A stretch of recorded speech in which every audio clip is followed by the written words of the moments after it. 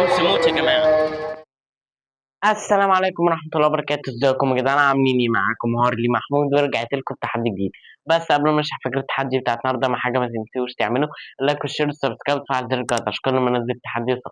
اتصل على النبي تحت في الكومنتات. طيب يا جماعة، النهارده مش تحدي، النهارده كده ايه، فلوجاية جميلة عشان مجهز لكم شوية تحديات وفي شوية مقالب استنوا بس، فيديوهات دمار استنوها. بس طبعا انا عشان متعود اقول تحدي فبقول تحديات. النهارده معانا فلوجاية جميلة، قلت يا جماعة أوريكم يومي وأنا رايح الدرس كده عشان تشوفوا يومي. المفروض دلوقتي يا جماعة إن أنا أخش أنام، وبكرة بقى أوريكم الأوت فيت وأوريكم اليوم من البداية لغاية ما أرجع من الدرس.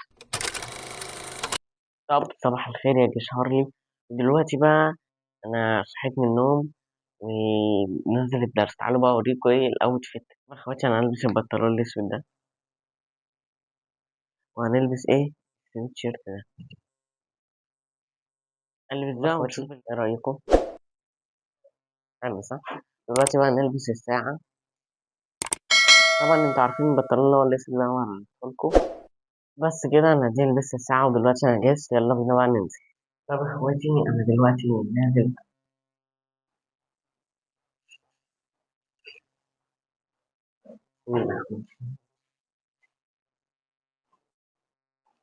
طب يا اخواتي انا دلوقتي نزلت وفي طريق الى الدرس. الدنيا شمس موت يا جماعة. يا جماعة دلوقتي احنا وصلنا الدرس، بس لقينا لسه فاضل ايه شوية على الدرس والظهر ادن. قلت اخش اصلي بقى ونروح الدرس.